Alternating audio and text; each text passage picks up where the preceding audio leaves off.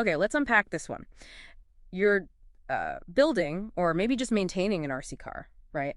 Could be a classic Tamiya kit. Yeah. And you run into these tiny little screws holding everything together. They look, well, simple. Deceptively simple. Exactly.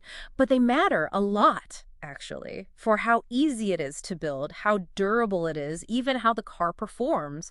The stuff you shared really dives into these often overlooked bits. And that's our mission for this deep dive, really, to kind of cut through the noise, figure out what makes these RC screws tick, why they seem to cause so much frustration. Oh, yeah, the frustration is real. Totally. And crucially, when or even if you should think about upgrading them, we're going to lean heavily on that guide you put together, comparing the different materials and where they fit. Right, so let's start with the basics. The stock standard you find in most kits, especially those Tamiyas, it's usually steel, right? Steel, often with like a black, silver, or maybe gold plating. Just basic rust resistance. And they're typically self-tapping. Yeah, mostly. Designed to cut their own threads straight into the plastic parts as you screw them in. Makes that first build pretty straightforward. Simple enough, but okay, here's where it gets, well, really interesting and, like you said, frustrating for a lot of builders. The screw head. Oh, yes, the hands. Your sources make it crystal clear. Most of those crosshead screws in Japanese kits, they're not Phillips. Correct. They're Japanese Industrial Standard, JIS. Wait, really? But they look almost identical. They're super similar. But the geometry, it's different. A Phillips head has a slight taper. It's actually designed to cam out, slip out to prevent over-tightening. That was the idea anyway. Okay. So Phillips is meant to slip. What about JIS then? JIS heads have parallel slots, sharper corners. They're designed specifically to resist cam outs, Yeah. so you can apply more torque without it slipping. Huh. So that really common complaint, that the stock screws feel soft or they strip super easily. Yeah. That's probably not the screw itself being bad metal. It's using the wrong tool, like a tapered Phillips driver in that parallel JIS slot. Bingo! That's exactly it, according to the guide. The tool can't get a proper grip, it starts to cam out like it's designed to, and boom, stripped head. Not because the screw is junk, but because of that mismatch. Wow. Okay, so the biggest takeaway might be just getting the right screwdriver. Honestly, yes. The guide really emphasizes that. Investing in proper JIS spec drivers vessel is a name that comes up a lot, or even just high-quality, modern Phillips drivers with tighter tolerances. That might be the single best thing you can do. It could stop the stripping issue right there. So before even thinking about fancy screw materials, get the tools right.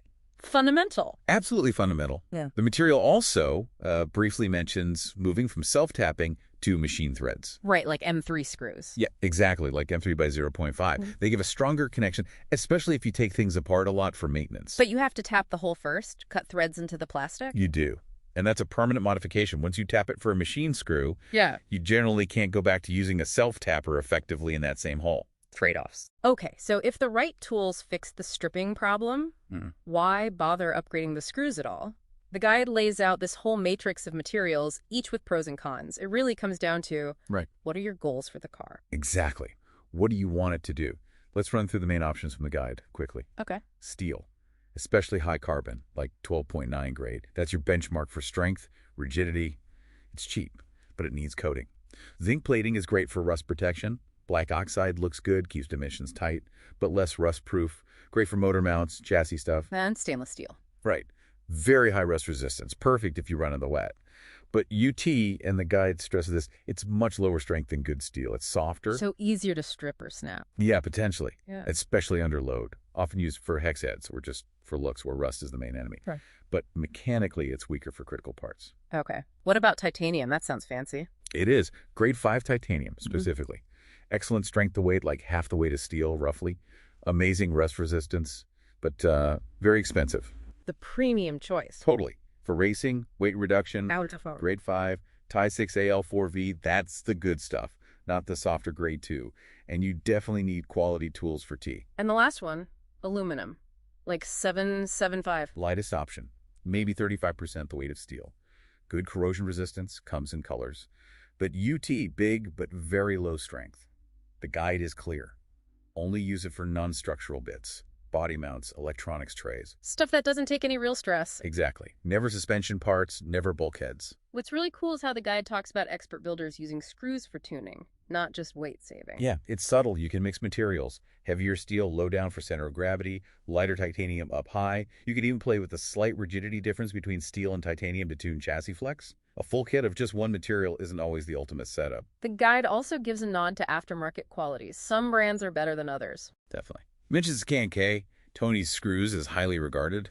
Tamiya's own hop-ups are top tier. Everything's decent value. But warns about some lower tier brands or generic kits.